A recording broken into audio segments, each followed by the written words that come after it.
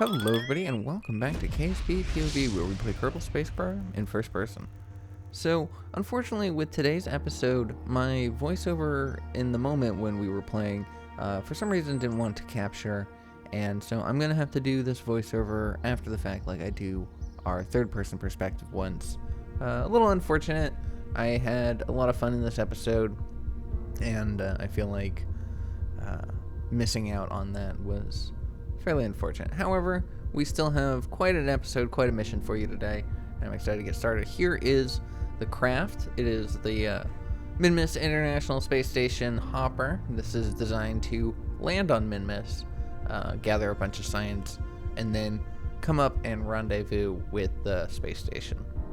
On today's roster, we have Valentina Kerman as the pilot, but we're also going to bring Roanie, our scientist, as well, so we can head straight for the surface of M.A.C.H and then rendezvous with the craft afterwards. But in order to collect the science that we need to collect, we're going to need a scientist on board to reset the experiments. We're also going to take one of these mobile or EVA science experiments. And then I start thinking about all the other parts that we have. We have some breaking ground science that we can do. So I'm thinking about attaching some of these pieces to the side of our craft. Unfortunately, we don't have the ground passive slamometer, which is pretty useful early on, because when you end up discarding stages into the surface, it will accrue science that way.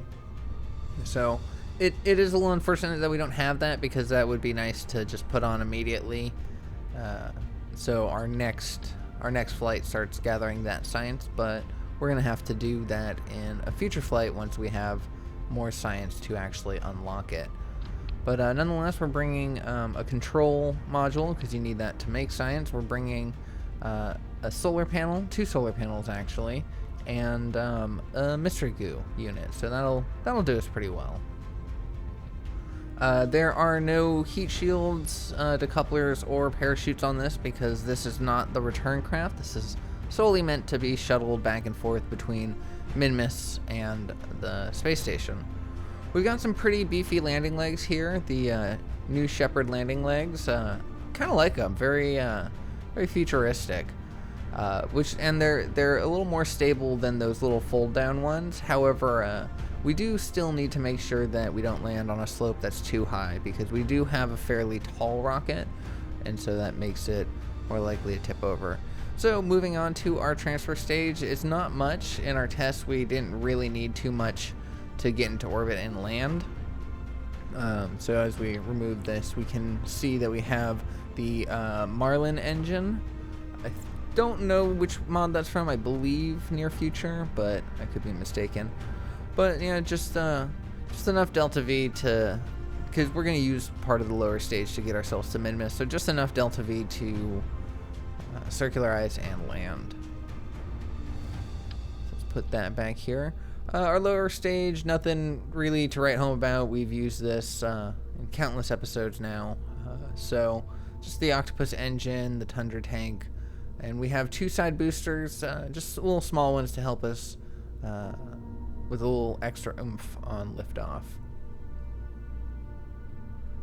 And so that is about it. It took me a while of building and testing to get it right, and I'm pretty happy with it. We utilized all the technology that we have available, and now that we have the space station with the mobile processing lab, we'll be able to unlock better parts fairly soon. But anyways, here we are on the launch pad. New day dawns. Colors are gorgeous, and it will make for a nice little launch window. So we're using the DE M.A.S. IVA mod, which is pretty advanced features, but I feel like we're far enough into the series we can have some high-tech screens. Before we get the pilot seat set up though, let's just go ahead and hop into the scientist seat. Roanie Kerman can go ahead and get his set up, because he doesn't have to do as much as the pilot does. So we're just going to get our cameras here so we can look at stuff. As we zoom in here, we see that we've got the M.A.C.H flag That is from the mod that I put together. Link will be in the description. But minimalist flags for every Kerbal body in the system. So for today, we've got the minty green minimalist one. So I'm just going to get my cameras up because we're just going to kind of watch our ascent as we go. Because we got this nice viewing window here, and we've got cameras in different directions so we can see all around us. So with that done, we hop out of our seat real fast, make sure that free IVA is working. Sometimes it bugs out and you have to use the target screen to exit. So it's nice to check right before we go. But depends on which pod you're in, because if you're in a pod that faces upside down, then you may fall out of your seat. So anyways, we are going to be utilizing the M.A.C.H integration of the DE part of the MAS, the DE MAS mod, and that is going to allow us to auto launch into our desired orbit and inclination of 0, and so that makes it, you know, as efficient as possible. The computer's handling it. I haven't gotten a hang of the M.A.C.H screen in the third-person perspective, but I am getting. It is pretty easy in the IVA perspective. So we confirm with Mission Command that we are clear for takeoff. And we flip the switch, and we are on our way.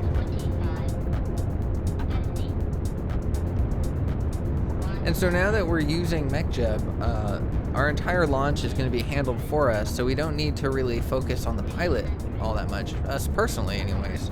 And so we're going to hang out with Roni Kerman and watch his view as we can see all screens, all parts of our visible aspects available to us. We have a nice little turn. I am speeding up the footage a bit so that way we can get moseying on to the next part of our mission, because we have launched to orbit several times and don't necessarily need to go through that every single time. However, it was kind of pretty with this this viewing window and the two cameras seeing the world tilt below you. And we're starting to get some heating effects because we are taking the most efficient path possible, which means that we're burning in the atmosphere quite a bit. And Firefly is not just re-entry effects, but any heating effect with the atmosphere. And pretty soon after that, we are no longer in that tough part of the atmosphere, so we can just time warp our way into space. M.A.C.H handles are pointing towards the maneuver, and then time warps our way up to the apoapsis, takes care of the burn for us, and before we know it, we are in orbit. So that was very easy. I'm pretty happy with that. We're probably going to end up utilizing that a little bit more, especially since we've gotten to orbit on camera several times before, and so we can utilize less of the time about focusing on that, and more of the time focusing on different parts of the mission that we haven't seen as much. But nonetheless, we haven't gone to Mintz very much, so I will show that we are changing our inclination to match it, because that is the best way of achieving a rendezvous. Not just with a planet, though. Keep in mind that when you're trying to rendezvous with a craft out in orbit, that lining up your inclination and getting on the same exact plane will help out tremendously. So it's going to take roughly around 200 delta V of our 1200, which is not great, but beautiful viewing window. So now we can go ahead and open up our different screen here, go into orbit, and then that allows us to plot in our maneuver at the top. I'm hovering right by it. There you go. No, keep going right to the center. There you go. So we're plotting in our maneuver. We click auto. For some reason, it doesn't automatically hit, so we're going to hit that again, and then it turns on. And M.A.C.H points us towards our target automatically. I have a probe core on this craft. I was hoping to use remote tech for this, but I have a probe core on this craft. Unfortunately, it is a probe core that's, I believe, from the Near Future mod, and it does not integrate with remote tech. So even though we do have some probe control, if there were no Kerbals aboard, we would be able to fly it and everything, but it doesn't integrate with remote tech, so we don't have access to flight computer, unfortunately, which is why we needed to take Valentina with us.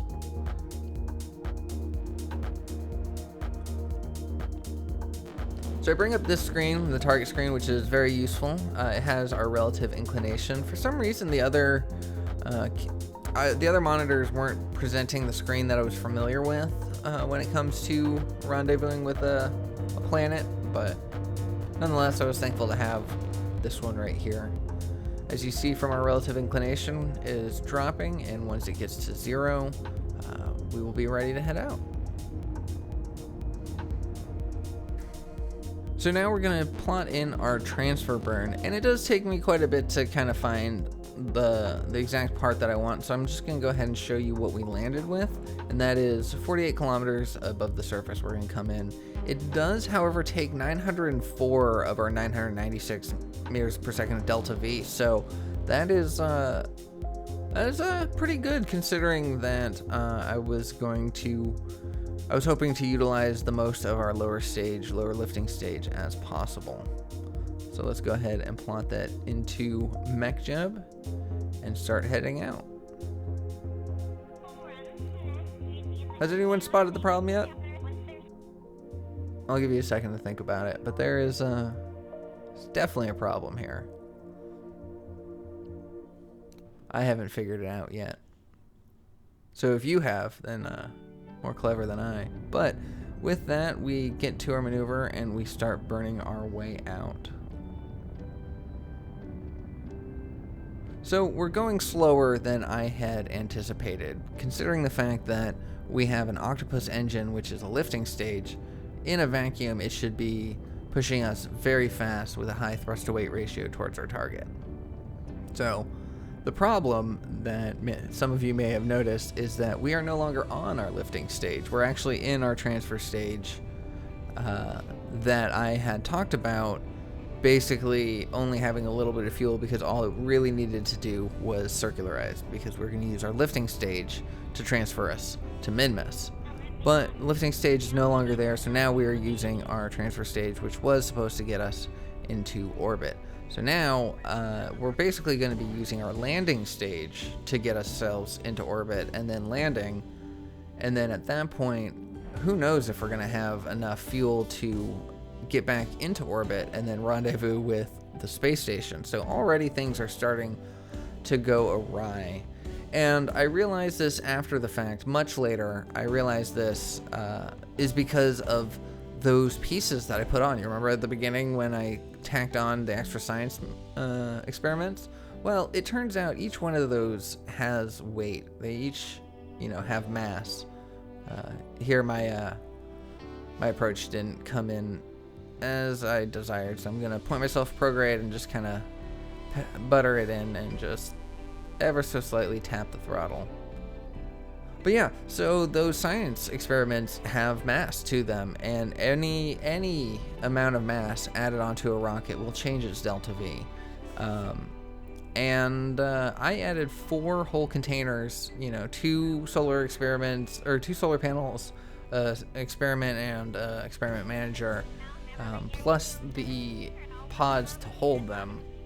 So that's a significant amount of weight right there.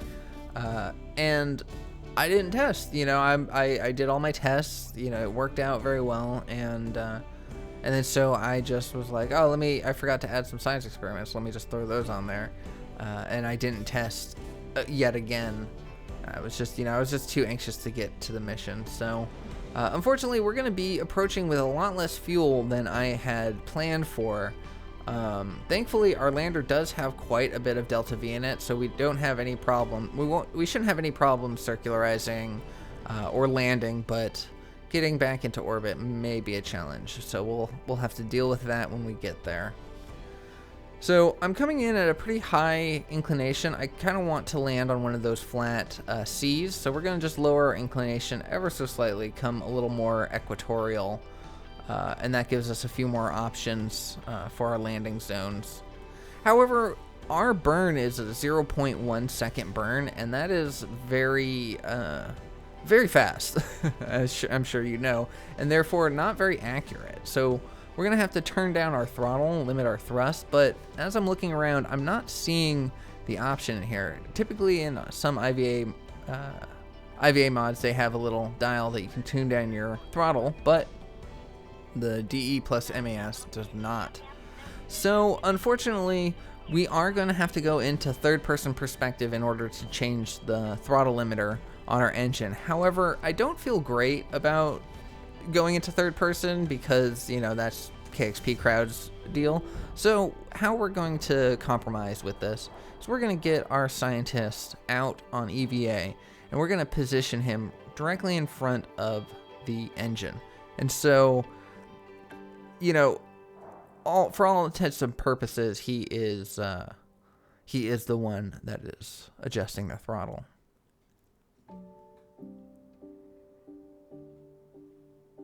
And there we have it, the Marlin engine in all its glory. I love to see that it has some detail to it, the little tubes going to the different places. It's very nice. I've been appreciating a lot of the engine models in RP1, and it's fun to see them in the other series as well.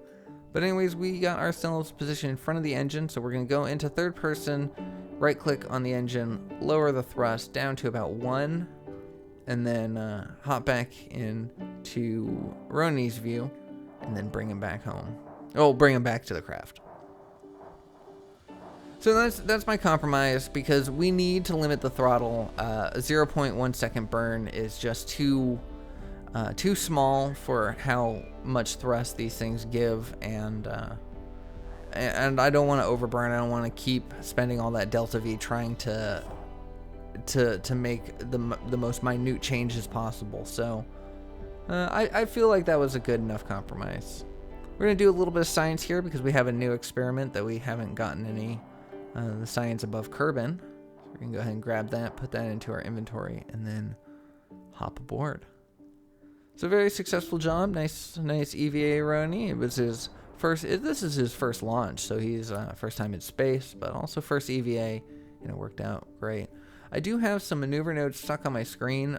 For some reason, there was a bug in our map mode where we couldn't get rid of a previous trajectory line, previous maneuver line.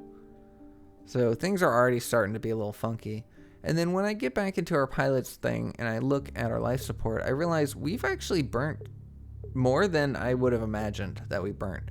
And then so I take a look at my life support monitoring screen, and I realize we only have 4 days worth of life support that we can travel with before our Kerbals start dying. And that doesn't make any sense because we should have had life support attached to the craft. And as we see in our map mode, we're not even going to reach Min-Miss for 14 days. Essentially, we just sent a coffin. So, having to react quickly, we're going to have to abort this mission. I could have sworn that I put life support on this, but in all of my tests, I guess I never quite ran out of life support because I never did the full mission in one. I tested several parts of the mission in separate bits, but never the whole thing. And so my Kerbals never died, but they definitely will this time. So we get Roni out, position him in front of the engine again. It's a little tough to cancel out his velocity, but we're going to need him to turn that engine right back up to full throttle. There we go. Good job, Roni. Now get back into the capsule. We are on a trajectory headed out to Min-Miss, and if we don't fix this now, it's going to take us way too much time to fix it later and get back to Kerbin. So we need to act quickly. Switching into the map mode, we're going to cancel our current current maneuver and plot this one in 6 minutes. 6 minutes time. We're going to change it around so it drops our periapsis to about 42 kilometers. Thankfully, we'll be landing on the day side, which will be nice, but it is, we didn't really have any choices here.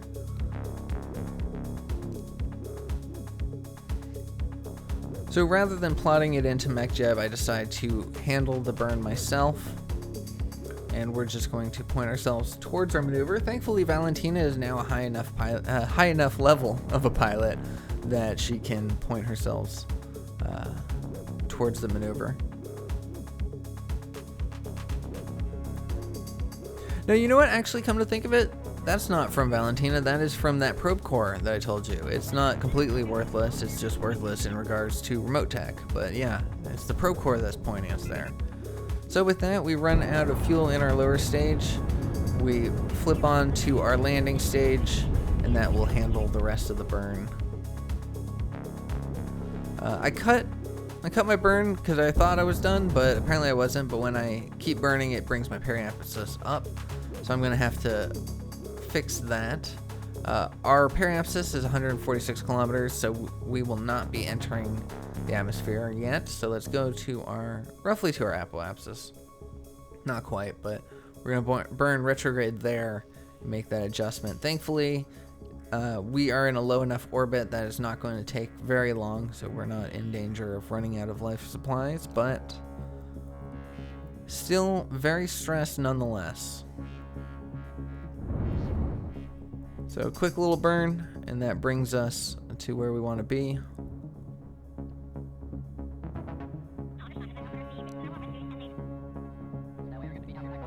Let's point ourselves retrograde so that way we can hold that when we approach. But there's not really much left to do except for time warp our way to the surface. We get our landing screen up, and we're going to put our landing screen up here as well. It gives us access to not just our nav ball in the map, but our stats as well, apoapsis and altitude.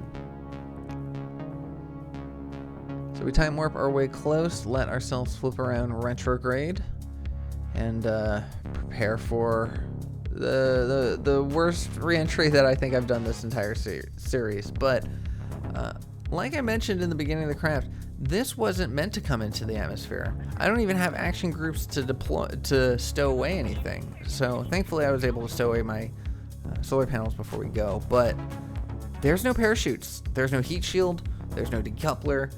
I have to just bring this down as it is, and I'm hoping that I can use the fuel that's in my tank to power land, and that is the goal. Unfortunately, re-entry effects had other plans, so it burnt off our entire lower stage, and now we are nothing but our capsules.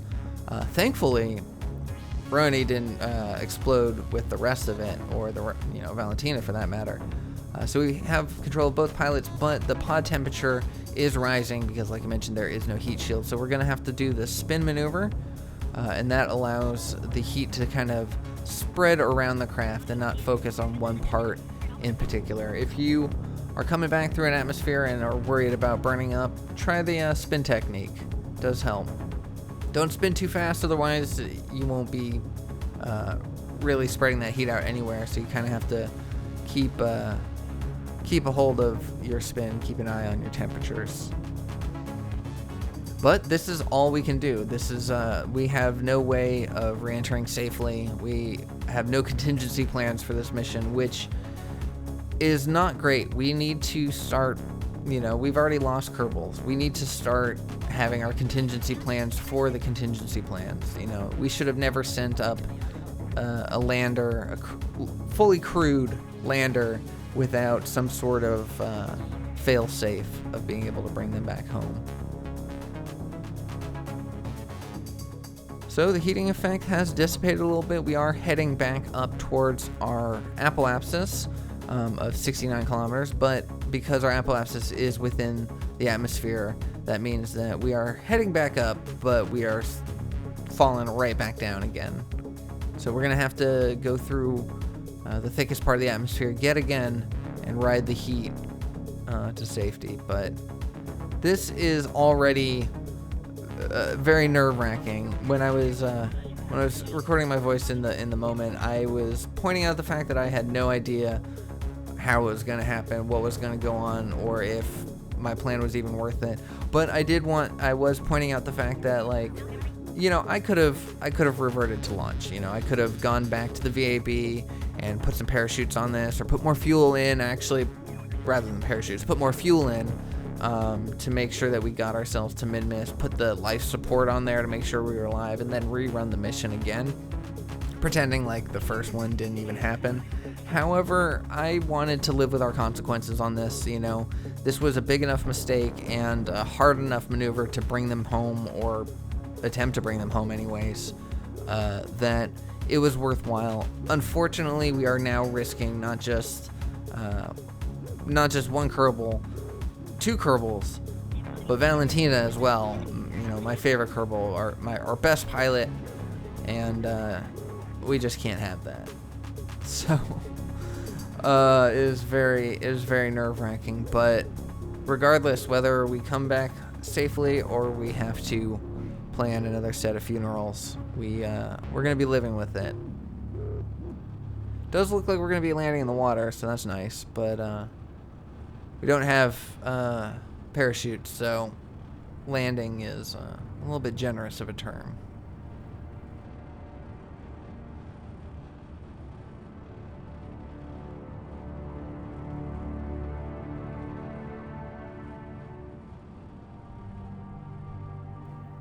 We're now reaching an altitude of 20 kilometers, and that means that our heating effect is slowed down to a crawl, and our pod temperature is cooling off considerably. So at 20,000 kilometers above the surface, we decide that at 10,000 kilometers above the surface, or excuse me, 10,000 kilometers above the surface, we will make our descent, because the problem that we had last time is we waited far too long to exit the craft, and so Bob Kerman was only just leaving the capsule as it was about to collide with the surface. So we learned this time to take a higher altitude drop.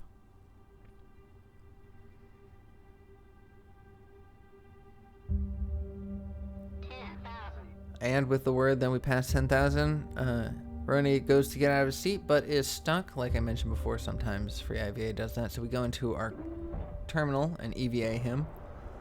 He hops off and presses his parachute. However, I don't really get any notification that it worked. So unfortunately, we're just going to have to hope that it does. Switch back to Valentina and let her get out too. Unfortunately, she too is stuck in her seat, so we're going to crew EVA through the target screen. But she's only 5,000 meters above the surface. Thankfully, both Kerbal's parachutes are at least out. They're deployed. They're not fully deployed, but they're going to be. So I feel like it's a safe bet that these Kerbals are going to make it back home, as long as they don't hit the ocean with too much speed. Because even though you have your parachutes, like, you're still subjected to G-forces. I do have a mod right now that makes it so Kerbals will pass out or die if they go and experience too many G-forces. But if they hit the surface of the water too hard, they still can perish. Quite a lovely day. A lot of clouds, a lot of shadows on the surfaces of the water. Sunlight beaming through. Thunder off in the distance let us know that we're kind of in the eye of the storm, basically.